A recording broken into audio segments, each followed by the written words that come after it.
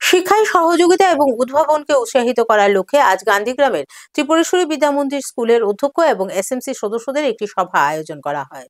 বুধবার বিদ্যাভারতী শিক্ষা সমিতি ত্রিপুরা গান্ধীগ্রামের ত্রিপুরেশ্বরী বিদ্যামন্দির স্কুলের অধ্যক্ষ এবং এসএমসি সদস্যদের একটি সভা আয়োজন করে।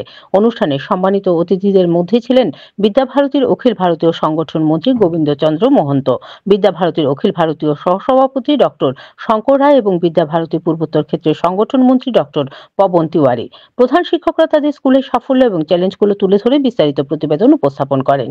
প্রধান অতিথি গোবিন্দচন্দ্র মহন্ত কর্তৃক বিদ্যাভারতী ত্রিপুরার দ্বারা সংকলিত তৃতীয় থেকে অষ্টম শ্রেণীর বাংলা পাঠ্যপুস্তক উন্মোচনের মাধ্যমে একটি গুরুত্বপূর্ণ মাইল ফলক চিহ্নিত করেন।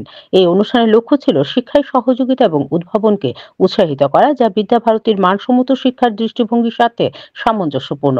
সভাটি পরিচালনা করেন বিদ্যাভারতীর সচিব সুভাষগঞ্জ চৌধুরী এবং রাজ্য সমন্বয়ক নীলমণি চক্রবর্তী ধন্যবাদ জ্ঞাপন করেন। মহন্ত তার ভাষণে বলেন,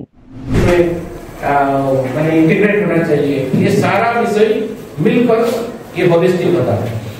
केवल विषय पढ़ाना इस प्रकार नहीं है, तो उसका असेसमेंट भी उसी प्रकार होती है। Holistic assessment, holistic education, holistic assessment, holistic progress card, इस प्रकार उसको अभी राष्ट्रीय शिक्षा नीति के एनसीईआरटी के किताब के अनुरूप विद्याभारती भी उसी प्रकार किताबों का एक सपोर्टिंग इस प्रकार किताबों का व्यवस्था किया है, क्योंकि बहुत सारे इस प्रकार स्थान है जिसमें शिक्षा में अभी भी बदल करने का मानस नहीं है।